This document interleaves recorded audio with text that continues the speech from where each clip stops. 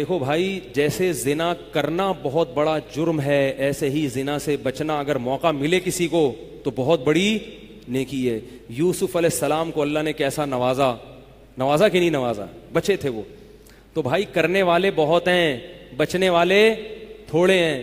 تو کرنے والوں میں اگر اپنا شمار کرو گے تو جہاں بہت سارے لوگ ہیں مزے کی زندگی گزاری، تھوڑے دنوں کے لطف اور مزے ہیں، اس کے بعد دنیا کا سکون بھی گیا اور آخرت میں جہنم کی آگ۔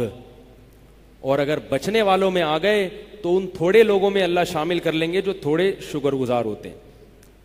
لیکن اس کا یہ مطلب نہیں ہے کہ ایسا ماحول کریٹ کرو کہ پھر آپ کو بچنے کا موقع ملے، دور بھاگو۔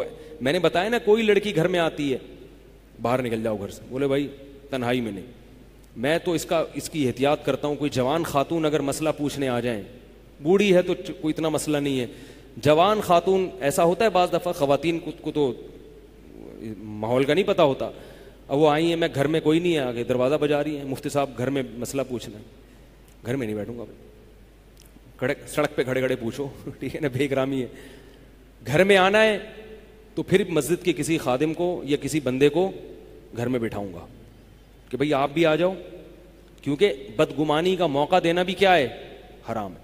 ہاں گھر والے موجود ہوں، اہلیہ موجود ہیں، پھر بے شک آگے بیٹھو۔ اور پھر بھی میں ایسا نہیں کرتا کہ اہلیہ دوسرے کمرے میں اور یہ خاتون اس کمرے میں میرے ساتھ بیٹھے، ایسا نہیں ہوگا بھائی، ایسا کریں گے تو کون آئے گا؟ ہے بھائی، ایسا نہیں ہوگا۔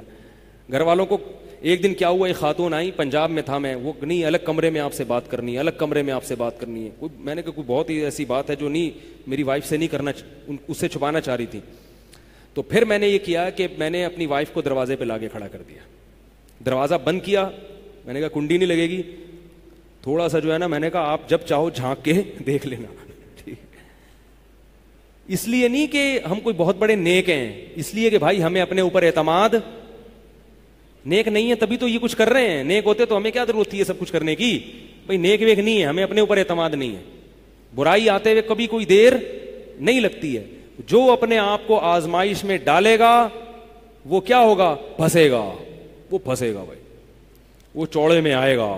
جس نے بھی اپنے نفس پہ اعتماد کیا نا کہ نہیں ہم تو کیونکہ بہت 18ویں منزل پر پہنچ چکے ہیں سلوک کی، اور یاد رکھو کوئی پیر و مرشد اگر اس طرح کر رہا ہے، کسی خاتون کو سامنے بٹھا کے اس سے باتیں کر رہا ہے یا تنہائی میں ملاقاتیں کر رہا ہے تصوف کے نام پہ کہ روحانیت ٹرانسفر ہو رہی ہے، ایسے پیر سے بھاگو، یہ بہت کچھ ٹرانسفر کر سکتا ہے، ایسے پیر سے بھاگ جاؤ، ٹھیک ہے نا۔